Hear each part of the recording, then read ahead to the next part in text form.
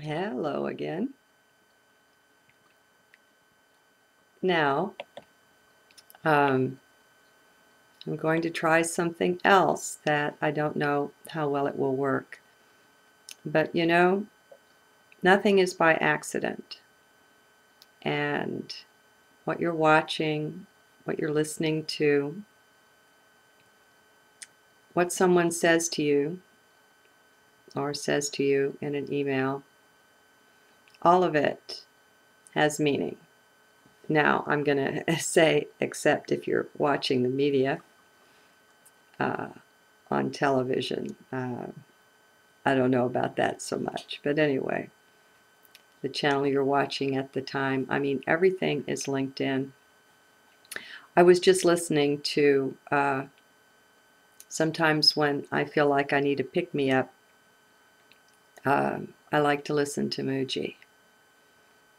And I was listening to one of his from India. He annually has a conference there. I'm not sure what he calls it, satsang, I guess. And he said something very directly in a way that just made my heart leap. It's so true. And that is, the self you're trying to improve is not real.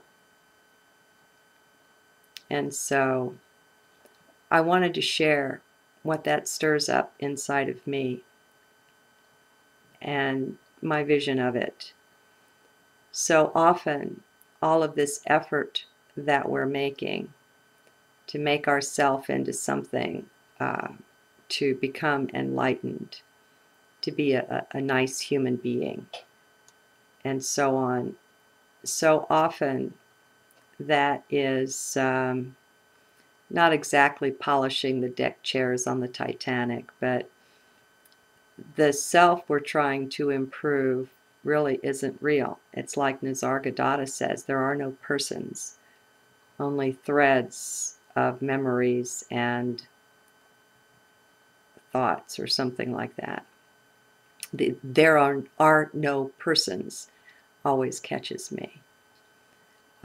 We know this is true physically. We know that atoms are empty space. There's very little in an atom besides nothing. It's just barely only there. So what we take to be real, we know right out of the chute isn't. And that's just the physical. The bigger hurdle to cross is the mental.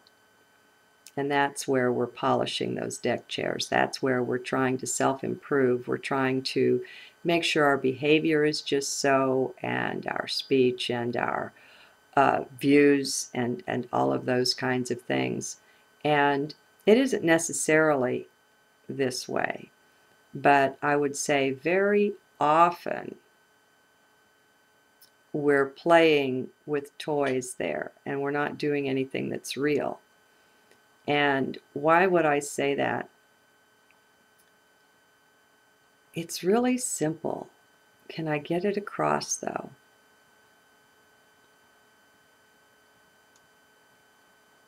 There's a natural beauty. In the last video, I said our nature is like a helium-filled balloon. We're being held down, but all we have to do is let go. Whatever's holding us down, once that lets go, it's just natural to rise. We don't have to say rise, rise, rise. It just happens. And so the beauty of the nature that we're seeking is already ours. It already exists. It's already perfect. The chair doesn't need to be polished. It's glorious.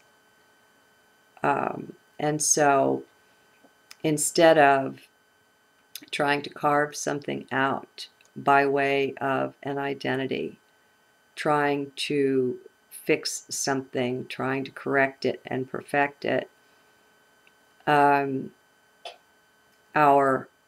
effort and attention is much better spent in just going into heart to just be.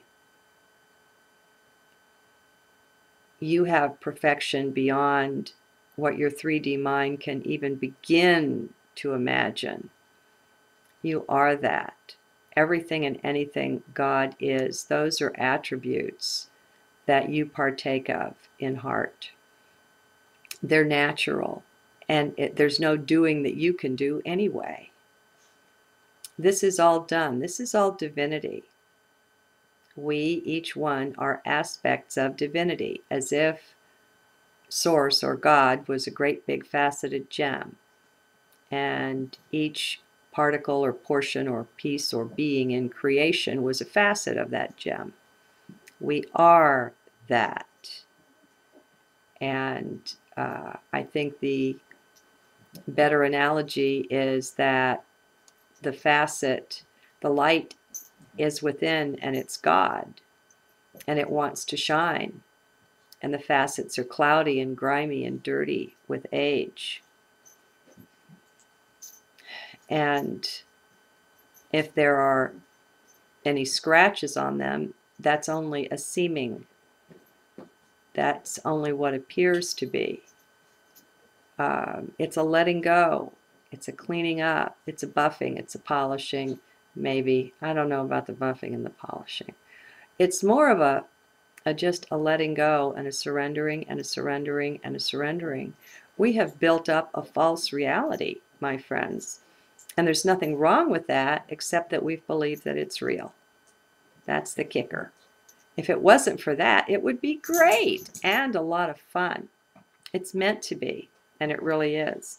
And I think the fun returns to us. Maybe that helium balloon analogy works well too, because the more we let go of, the more we surrender, the lighter we get. And we begin naturally rising into states that are just amazing. And we don't have to put on virtue. Virtue is our natural state, and it shines, and it's nothing we need lay claim to. It's divinity, and we are that. That is the I am that I am, and that all are. And so that's what I wanted to share, I think. And so I'll keep this one short. I have some people that like videos much shorter, or they don't care to listen to them. Hi, Israel.